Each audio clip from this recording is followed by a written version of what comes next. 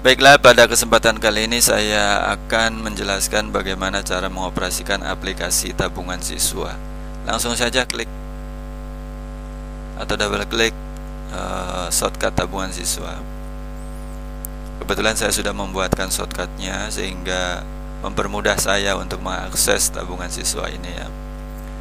Kita tunggu hingga muncul kotak password, di mana kotak password ini diadakan untuk tujuan keamanan sehingga tidak sembarang orang dapat mengutak-atik atau masuk ke dalam aplikasi ini. Kita langsung isikan saja. Setelah diisi kita klik OK. Nah, inilah menu utama dari aplikasi tabungan. Di sini banyak sekali menu, ada daftar siswa, saldo, dan yang lain-lainnya. Akan tetapi sebelum kita mengoperasikan, alangkah baiknya atau mungkin bahkan sangat dianjurkan untuk melihat petunjuk terlebih dahulu. Klik petunjuk dan kita akan diantarkan pada lembar petunjuk, dan ini harus kita baca dan kita pahami sehingga ketika dalam pengisian tabungan itu tidak terjadi kesalahan. Di bawah juga ada sedikit gambar yang berkaitan dengan informasi tabungan. Kemudian kita kembali ke menu. Di sini juga ada menu daftar siswa. Anda bisa melihat di sini bagaimana cara mengisikannya dengan memperhatikan atau memahami catatan-catatan yang ada di sini. Ya, kembali ke menu. Kemudian kita langsung ke debit dulu. Kotak debit ini diperuntukkan untuk transaksi tabungan siswa atau input data berkaitan dengan tabungan siswa. Misalnya pada hari 1, pada tanggal 1 bulan 1 tahun 2015, seorang siswa yang NRTS-nya 1001 misalnya menabung sejumlah Rp20.000. Kita masukkan data, maka akan terlihat dalam database-nya sudah bisa kita lihat bahwa data yang tadi masukkan kita sudah ada di sini. Misalnya kita tambahkan lagi, misalnya 1002 pada hari yang sama atau tanggal yang sama, misalnya kita isikan tabungannya 30.000.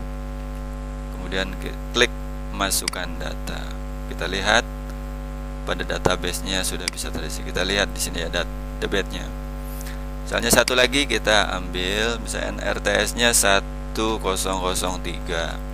Kemudian tabungannya 40.000. Kemudian klik masukkan data. Nah, kira-kira begitu seterusnya. Kalau sudah selesai, kita klik tutup. Ya, kembali ke menu. Baik, selanjutnya untuk menu kredit kita klik. Nah, ini sama aturannya seperti tadi, seperti input data, tanggal, bulan, tahun. Cara penulisannya sama seperti tadi, NRTS juga, jumlahnya juga. Tapi ini nanti akan menggiring kita pada database keluar atau data-data siswa yang telah mengambil uangnya sebelum masa pengambilan akhir gitu ya. Kira-kira seperti itu. Kita tutup saja. Baik, kemudian di sini ada menu pencarian. Klik pencarian. Menu ini atau jendela ini ditujukan bagi informasi yang perlu kita cari. Misalnya ada catatan dalam buku siswa yang kita ragukan. Di situ misalnya tercatat pada tanggal sekian siswa telah menabung sekian, kita meragukan hal itu, maka kita dapat mengeceknya dengan menu pencarian ini ya. Misalnya seorang siswa mengaku telah menabung pada tanggal 1 misalnya ya, bulan 2 ditulis secara bersambung tahun 2014 misalnya, namanya atau nomor NRTS-nya 1005 misalnya, telah menabung sekian misalnya. Langsung saja kita klik cari.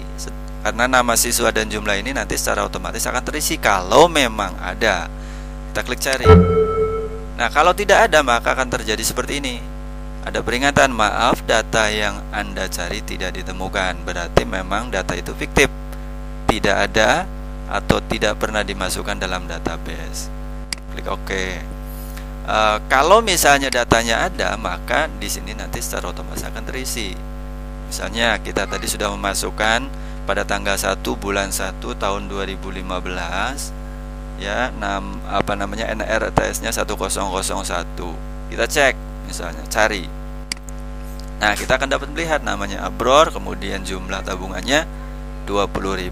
Berarti benar catatan yang ada di buku siswa itu.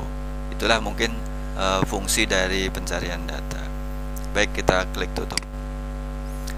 Nah, kemudian untuk saldo akhir per siswa ini mungkin yang penting juga ya. Klik saldo akhir per siswa. Lembar ini biasanya digunakan pada akhir periode ketika kita ingin memberikan catatan akhir pada tabungan siswa sebelum dibagi.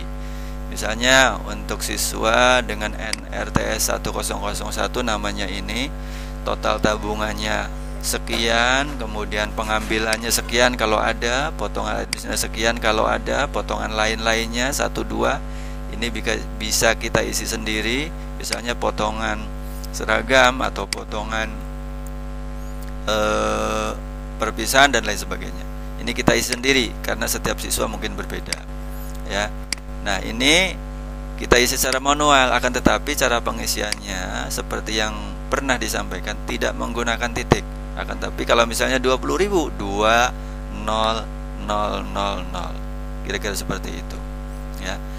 NRTS yang pertama ini akan menjadi acuan untuk NRTS yang berikutnya. Kalau ini kok 1001 maka yang lainnya akan berurutan sampai 1006.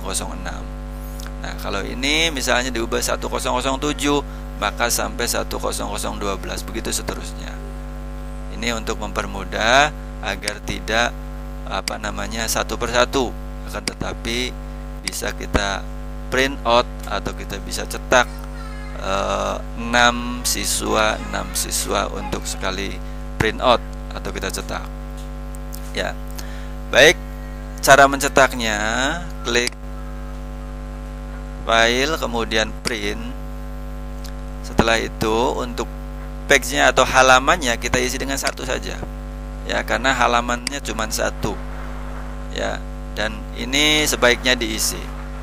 Kemudian untuk jenis printernya ini kita bisa ambil sendiri ya, atau bisa kita tentukan sendiri sesuai dengan jenis printer yang kita gunakan saat ini ya. Kita kasih saja untuk saat ini. Nah,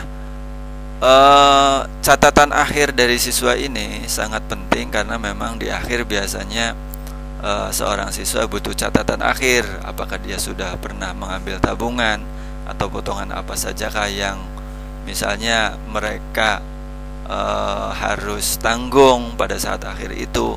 Oleh karena itu catatan akhir ini memang harus betul-betul bisa diberikan oleh bendahara tabungan kepada seorang penabung atau siswa penabung. Baik, kita kembali ke menu. Nah, dari menu tampilan ini kita bisa menuju berbagai menu lembar-lembar lain sesuai dengan menu-menu yang ada di sini. Itulah mungkin beberapa penjelasan dari menu-menu yang ada di sini. Sebagai pemula, saya juga sangat membutuhkan kritik, saran, atau informasi yang membangun. Oleh karena itu, dipersilahkan kepada siapa saja untuk memberikan kritik, saran kepada kami melalui nomor telepon berikut ini. Atas kepercayaan, informasi, dan sarannya, saya mengucapkan banyak terima kasih. Demikian.